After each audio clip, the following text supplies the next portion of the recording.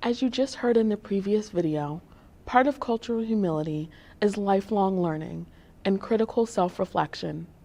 It means having self-awareness, looking at who we are, and considering our unique contributions. Part of this is to consider the message we received and absorbed through the environments we grew up in. The messages we received from school, church, the legal system, media, and adults around us.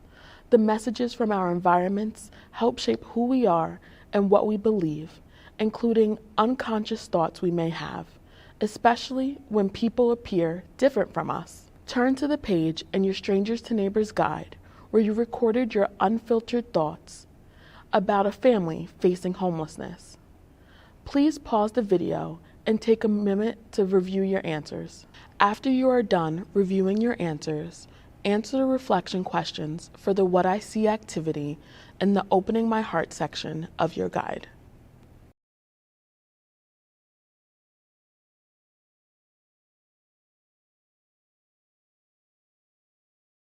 Part of self-reflection is having awareness of how culture and society have shaped our understanding of the world. We typically do not think about the messages we received through the influences around us, but they have a significant impact on our thoughts and our behaviors. We all have experienced moments where we may not have realized how our words, actions, and assumptions can be hurtful towards someone else. For example, I can recall a time I assumed someone was a certain race based on their appearance, but my assumption was incorrect. I had to take a step back and consider why I assumed this and how hurtful it could have been to the person. I thought about how it would make me feel if someone assumed something about me solely based off of factors such as my skin color, how I speak, or even the clothes I choose to wear. Unintended yet hurtful moments like these are sometimes referred to as microaggressions or implicit bias.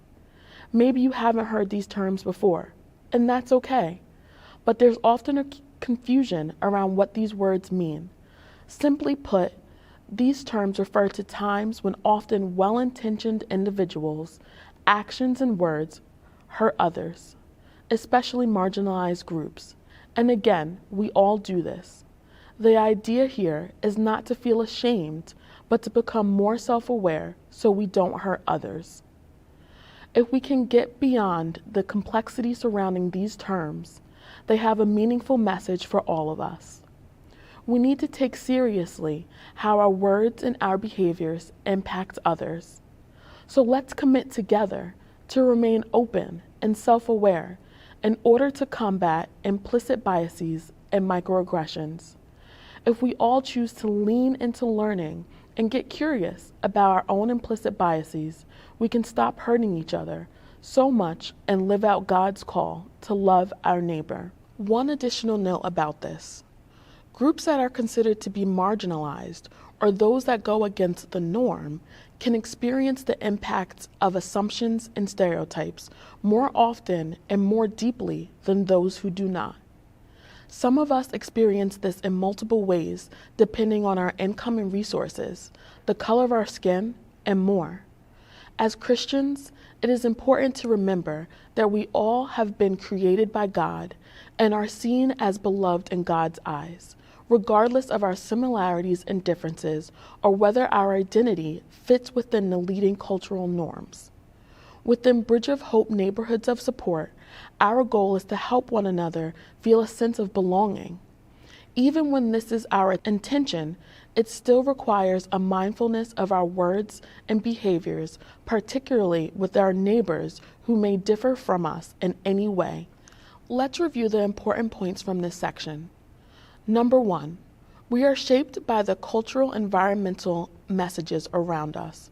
Sometimes these messages are the same as the beliefs we hold, but other times we aren't aware that we are still holding unconscious beliefs which no longer fit. Number 2, these messages impact our behavior and our words, sometimes in ways we don't realize, and sometimes in ways that are unintentionally hurtful to others. Number 3, Cultural humility's tenet of self-reflection and lifelong learning will help us uncover the ways we see people as other or different than us, and the potential ways our behavior and words can be impacted. Number 4, knowing and believing that we are all beloved is core to being able to see our commonality. Approach one another with an open, humble heart and learn to love each other deeper and better through the act of neighboring.